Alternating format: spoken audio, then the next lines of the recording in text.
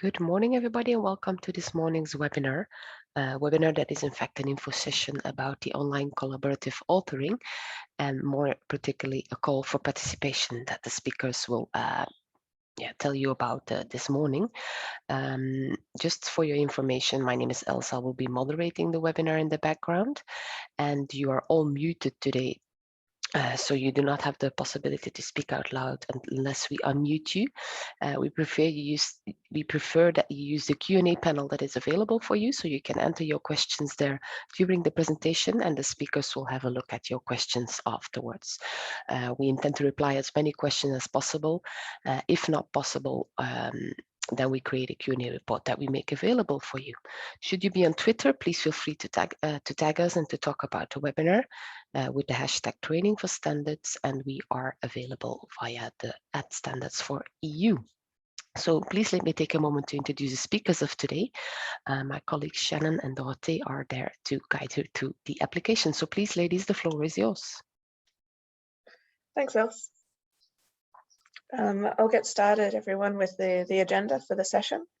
First, we'll start with an introduction around the project and timelines. This will be with slides and PowerPoint, and I'll take care of that. We'll talk about the new tool and switch over to Dorothee for a short demo to actually show you hands-on what the tool looks like. Then we'll come back to me with slides for the pilots so far, and a call for participation, so exactly what's required, the onboarding process, so if you choose to get on board or express your interest in getting on board, then what's the process that you will go through. Some key links if you want to get some more information or if you want to get started, and then if we have time left over, then we'll open it for Q&A.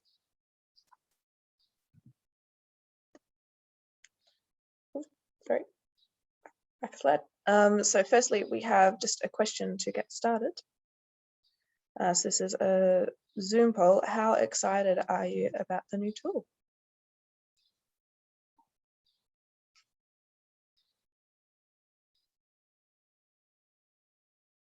Give you 30 seconds or so to answer.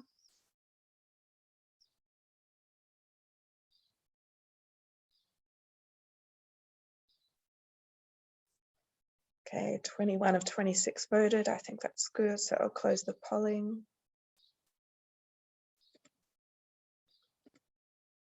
We can see most of you are very interested. A few are very enthusiastic, super excited, and a few a little curious. That's good. Let's keep going. So this is what's happening with the project and the timelines. It's divided into 3 phases. The first phase went live late last year in October, and that's what we're talking about today, is the authoring. So this is where the working groups create or draft their documents inside this new tool, and they can also do commenting within the working group. We're continuing to make improvements, and we had a release of a new version a few weeks ago. There are quarterly releases with new features to constantly act on feedback from the working groups and so on. The next step will be members commenting. So this is in order to support the public inquiry phase. It will be coming up later this year. And it's part of the same tool. There'll be improvements to the commenting functionality to deal with a really large volume of comments. So there'll be things like different permissions, different filters, that kind of thing. And late next year, we'll go for internal editing. So this is where the CCMC editing team and also the ISO and IEC editing team will use it internally. So they don't need to export the document to Word to do the editing. They can do it all within the same tool. The platform, as you may have figured out, is being developed by ISO and IEC, and CEN and CENELEC are also jointly involved in the project to make sure that our requirements are captured. Mostly we found we're pretty much in line today. But the idea is that by the end of this project period, so by the end of 2022, start of 2023, this new platform will be available for all committees, all working groups on a voluntary basis.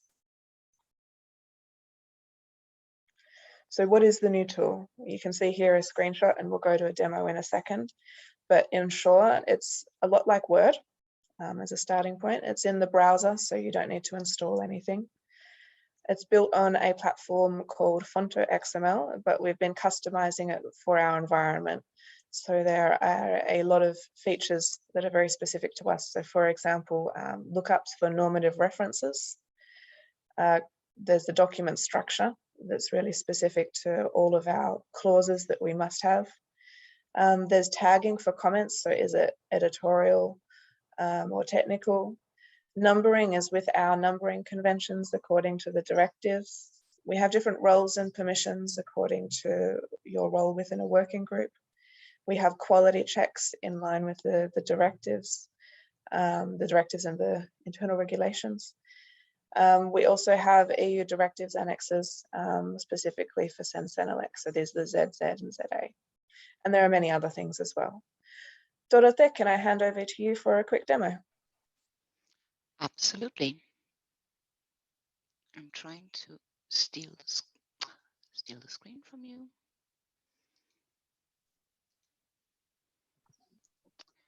So this is the Fonto XML environment. And this is a training environment with an ISO document, but it would look exactly the same for Sen or Senelec. So when the working group gets started, you get an empty document, let's say, that already has a certain predefined structure. With the forward introduction, obviously for Sen, it would be the European forward, etc. And there's a certain number of clauses that are mandatory in our standards that you are not able to remove or change the order of. And there is template text already pre-filled in that makes it easier for you to have a standardized forward, let's say, something like that. You will see the tool is very much like Word. So we have a menu up here where you can do your regular text editing. We have an insert menu that allows you to add any specific elements that you can find in standards, like clauses or term entries or tables, graphics, formulas, notes, examples, etc. So the way where it's not the same as Word is that you focus mainly on the structure of the content and the content itself, and much less on the formatting. So if you want to, start authoring your content, you will basically have to create clauses and subclauses in order to be able to type your text. So you can see that here I have clause 4. It can have a title, and then inside you can type any text you want. And here you can then also insert different elements, for example, tables, some official tables with a title or even tables without a title. So if you do this, as you can see, it works very much like Word. You have a table with a header cell. The table is automatically numbered to be table 1. And you can add a title. You can add all sorts of information, like, for example, notes to the table that go in the footer, and also notes are automatically numbered. And as Shannon said, it's all numbered according to the ISO AC directives, and therefore also the Sensenelec internal regulations. So if I add another note here, it'll be note 2. And if, for example, in front of table 1, I add another table, it will automatically renumber. So the new one is table 1 because it's the first one, and the old one is going to be table 2. What is very interesting in this tool is that the normative references clause is a clause where you cannot edit any text or add any references. The way to add references in the normative references or the bibliography clause is by typing inside the text where you want to insert the reference. So you will go in the reference menu and link to let's say a normative reference. You can obviously link to a reference that already exists in your document, or you can add a new one. And you can look that up in the ISO AC Sensenelec standards catalog. You can browse the catalog, you can filter it by organization, and choose whichever one you want. So let's pretend we're linking to EN 49 part 1.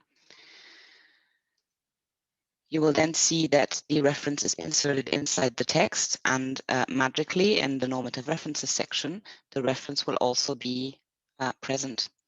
If I now want to delete this reference, it will not let me, because it says that it still has a bibliography reference in the document. And you can then review where these links are. And here it says it's in clause 4.1, you have this reference. I can then delete the reference inside the text, and then I can also delete the reference from the normative references section, which should have happened, but obviously the typical demo effect does that I have to click again.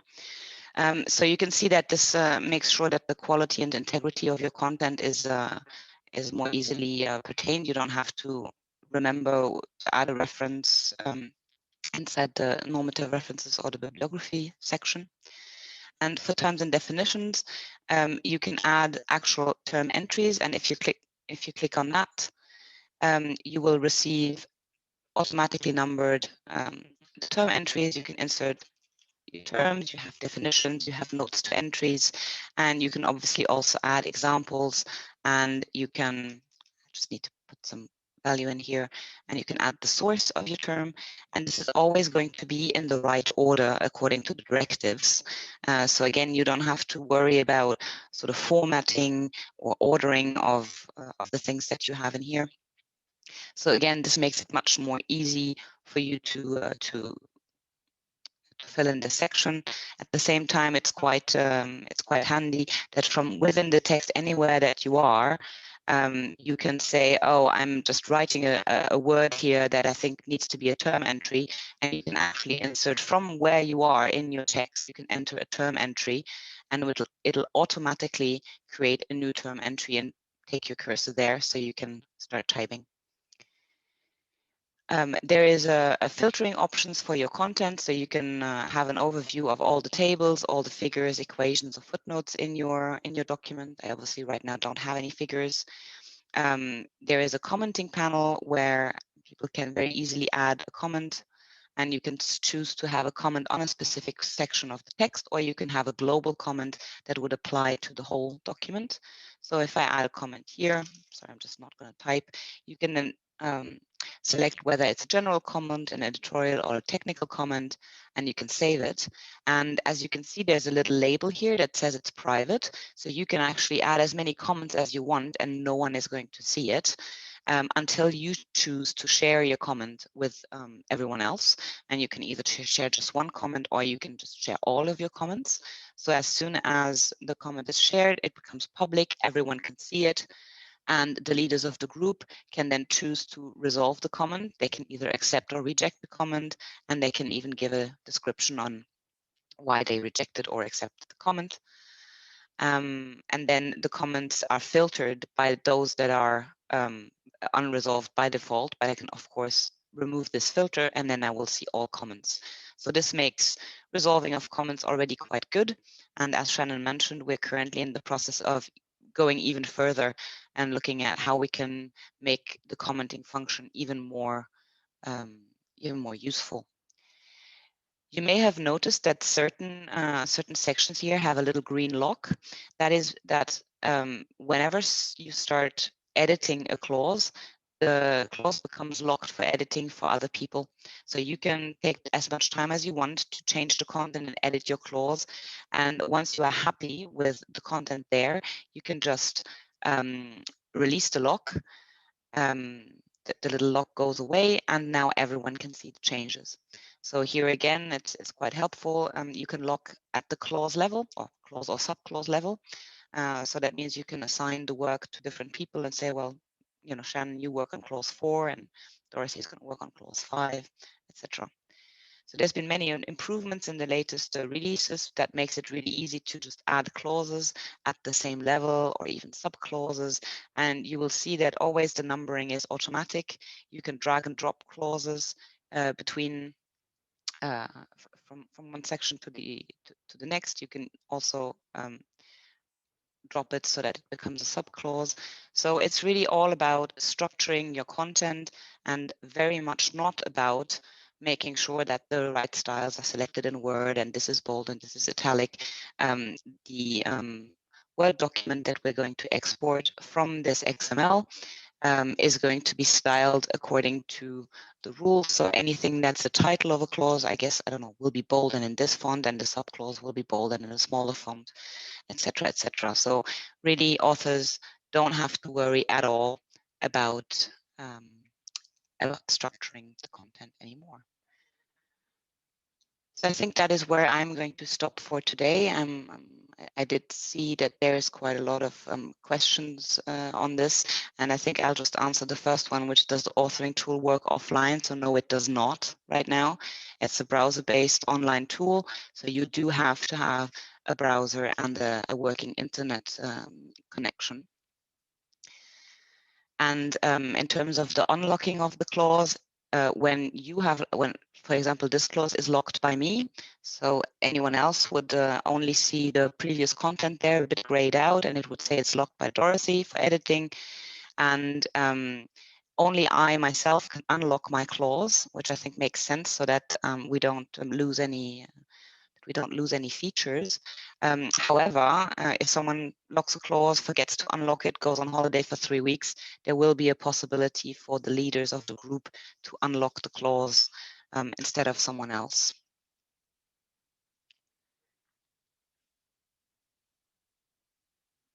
So can the comments be filtered or sorted by the name of commenter? Right now, you cannot. And that is one of the things that we are looking at in general. How do you best filter the comments?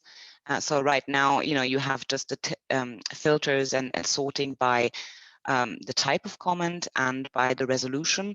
But as you can see, there is no way to filter by person. But again, we are completely reviewing the way that comments are managed and logged. And so I'm expecting there will be a few very powerful features coming in the next few months. So it is very much, we're still in a pilot phase, as Shannon mentioned. So the tool is constantly evolving, and we're always very grateful for feedback from people that actually use the tool and say, well, it would be very interesting for us to have this feature or that feature. There you go. And in terms of whether we can download the contents for offline reading, we have a preview in HTML that you can look at. Hoping that it's going to work. There we go. So you have an HTML preview that you can then obviously download and save and look at offline also.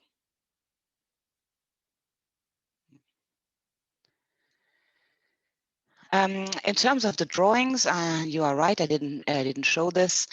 So you have different types of, let's say, drawings or graphics that you can insert. You can either insert a figure that gets a number, or you can just have an image or an inline image. So if I try and take if I take any image, I'm sorry, I'm just taking the images that are already here.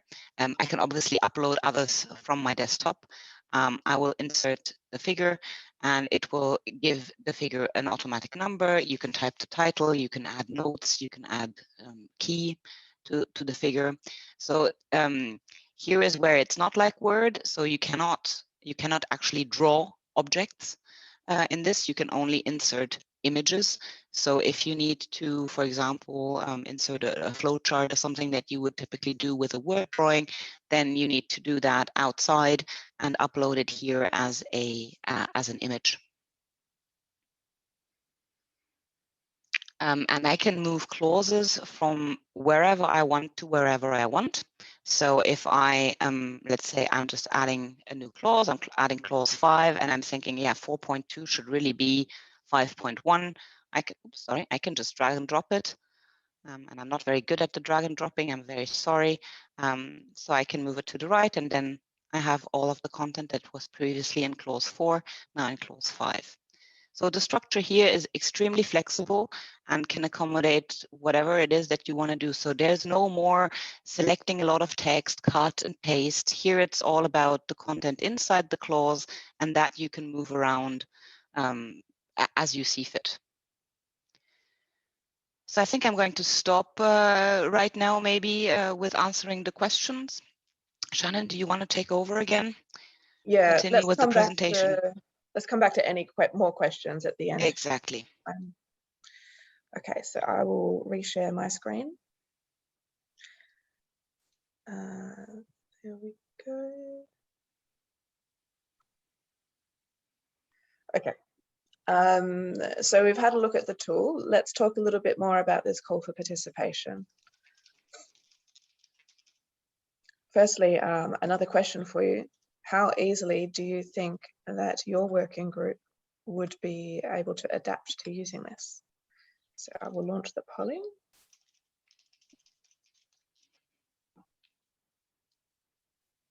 I'll give you a moment to answer this one.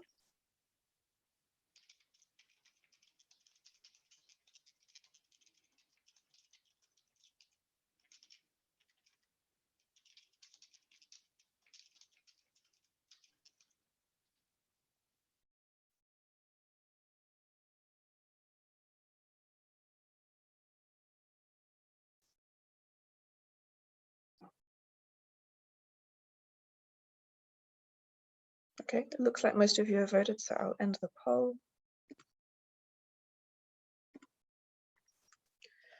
And while a few of you are very excited to get this, start using it, most of you, I think, have mixed groups where some will be enthusiastic and others will take time to be convinced, but maybe with time we can get there. One of you thought it would be difficult to get everyone on board. That's a challenge that we'll have to deal with, I suppose. So I'll stop sharing and let's go on with the presentation. So I want to tell you a little bit about the pilots so far, what they've done and how they've found it. So there have been 5 groups involved, 3 from CEN and 2 from CENELEC. These are, of course, in addition to the ISO and IEC pilots. We've been doing some as well. Based on our pilot groups, we've had positive feedback, but very limited. We haven't had a lot of feedback because they haven't been using the tool very much. Not because of any problem with the tool, but mostly because of the timing of their drafting. So they're either, they've already drafted everything and all they've done is copied and pasted text in, which doesn't really test out the features that we're looking for, or they're at the opposite end of the spectrum, which is that they're not ready to start writing anything yet. They're still in more of a research phase. So not much has been done yet. However, there has been a little bit, and based on that, there have been some feature requests which have been incorporated into one of our quarterly releases. And as I mentioned, there was one that went live a couple of weeks ago. The idea is that for the moment, because we haven't gone to the next phases, it's just the authoring phase for now, that it needs to be exported to Word once the drafting is complete so that it can continue on with the next stages of production, like voting and commenting and publication and so on. But that will, of course, change. It will stay in the tool once we get everything integrated. So the call for participation, who are we looking for to participate? We want groups that will draft most of their content directly in the new tool. We don't want you to have all of your content already created, or a group that will draft it in Word and then copy and paste it into the new tool. We're looking for groups that will do it directly in the new tool. We're looking for groups that will start drafting in the next few months. If you're not ready yet, that's fine. Just contact us later when you are ready, because there's a good chance we'll be wanting more pilots later too. We're looking for groups that have a pilot mindset, and that means a few things. Understanding that not everything is perfect, and so sometimes you might need to have a workaround because we're identifying and solving problems as we go. We want groups who will be proactive in terms of giving feedback and making suggestions, and people who are willing to answer occasional surveys. We also need groups where all the group members will work with the new tool. Of course, there'll be different access levels, so some will only be able to comment, some will be able to author. Not groups where some people will only work in Word. I know that you've mentioned that for many of you, your groups, some of them might require time to convince, but we really need those people on board as well in order to be able to use this tool. So for those who do decide to get on board, this is the process that we go through. So firstly, you need to fill in a questionnaire to give us an idea of what your project's all about, what stage you're at, and those kinds of basic details. We'll validate it. Depending on what we find, we may find it's a match for the tool, or that maybe you've got certain situations that the tool can't handle yet because we're developing it and it doesn't handle all situations yet. So we'll advise you whether it's a fit or not. Assuming it is, then we do two things. One is we schedule an onboarding meeting with the leadership group, so the secretaries, leaders, conveners, and so on. And following that, we'll ask you to complete a template with a list of the users and the roles, the access levels that they need. Finally, we'll do a short overview, so a bit like the demo today, but in a bit more detail and taking a little bit more time to answer more questions. And then basically it's self-service because we find the tool's quite intuitive and people usually manage to figure it out. So we'll give you an onboarding pack and some training materials to work through. Then of course we're always available if you need help. If you've got questions or something you can't find a button to do a certain function. There is more information available online. You'll have these slides afterwards, so you can follow these links. There is the ISO project website, which contains a lot of information on there. There's, for example, training materials, a knowledge base, release notes every time there's a new release, and so on. We don't yet have a page on the CEN website, but coming soon we're creating the new CEN and CENELEC expert sites scheduled for September, and so we will have a project page on there with a lot more details about what's going on specifically for the CEN and CENELEC worlds. And of course, as mentioned, if you want to get on board, then the first step is to fill in that questionnaire.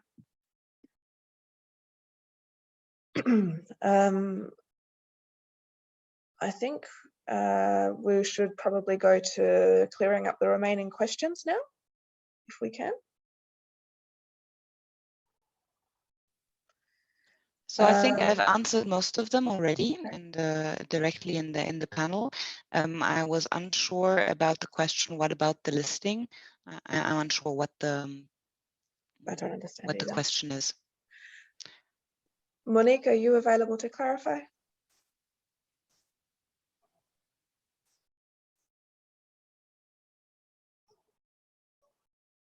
Is Monique still in the call? No. Yes, oh. Yes, I am. Oh, there you are. We do also have some listing in the text of the document. And, I see you can insert figures and tables, but is also an insert for listing text? Oh yes, you mean bullet lists or numbered lists? Yeah, that kind of things. Yes, of course. Yes, you have all the standard things that you would also have in Word. So you can have bulleted lists and numbered lists. Okay, thank you. Dora, do you want to demonstrate that? Should we switch possible, if it is possible? Yes, I can switch back to my screen. Sorry, I was just distracted and answering the question. But yes. Multitasking. Yes, multitasking. So I hope you can see my screen again. Yep. So in the start menu, I have the option to add a bulleted list. Okay. And you can then also, like in Word, indent the list.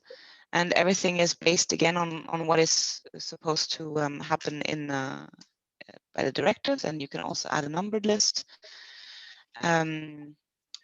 The thing is that you are only so you only have one type of bullets and one type of numbers, and this is according to the directives. So you can't have a 1, 2, 3. It's always A, B, C, D, etc. Okay. And again, it's you know, even the indentation, it goes like how it should be according to the directives. And so the question about undated references, yes, that's a very good question. When you insert a reference, let me show this. Let me add a new one, and I browse the catalog. So you will see that here you have a choice versus a dated or an undated reference. So if you select undated, then you will have the undated reference here, and in the normative references section, you will also have the undated reference.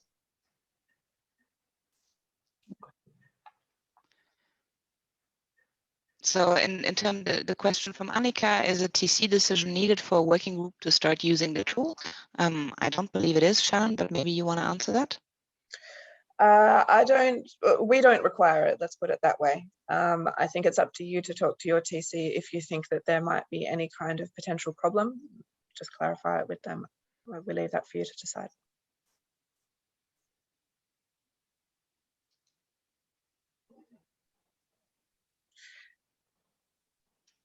So no other questions then? Oh, one more. Can Fonto look up standards for sources for terms and definitions and automatically import? Right now they can't, but I know that ISO and IEC have already started looking into this on how it could integrate with various different terms databases. So right now, no, and probably not in the next few months. But it's something that I know is already on the backlog for looking at.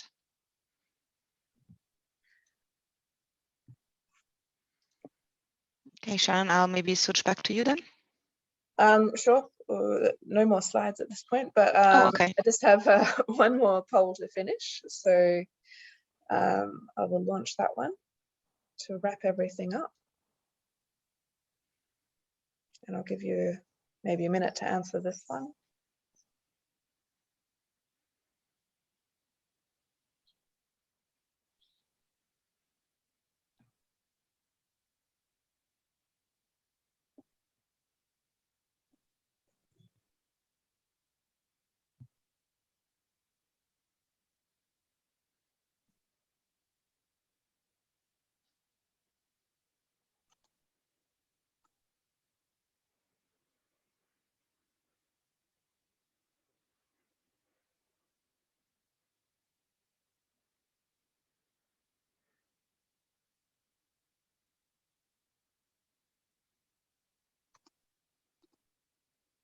Okay, so I'll end the polling since I think most people who are going to answer have answered. And these are the results. So I'm glad to hear that most of your questions have been answered. And quite a few more of you will find the materials online from the links. There are two of you who would like to speak to somebody about the rest.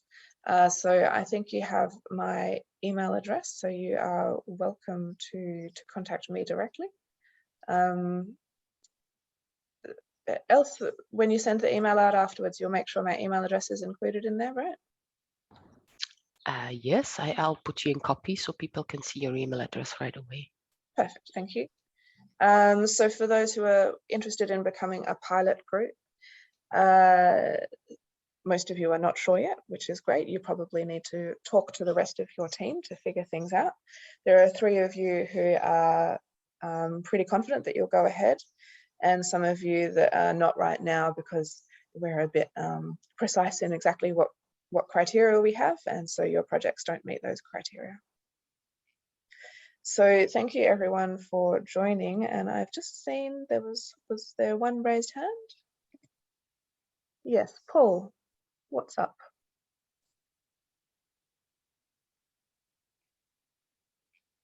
Paul, you're on mute currently.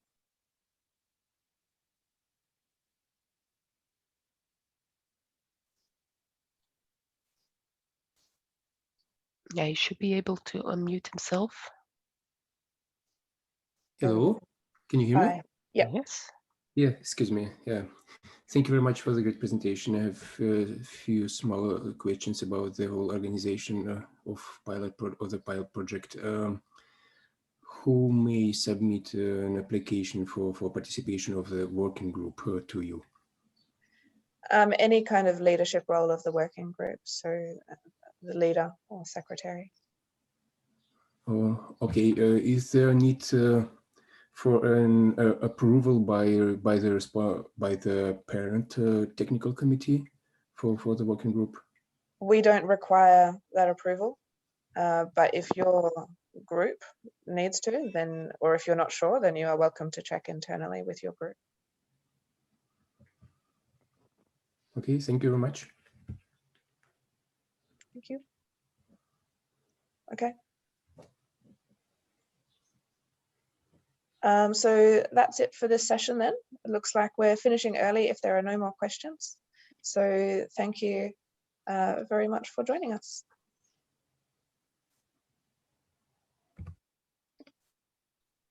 Thank you. Have a good day.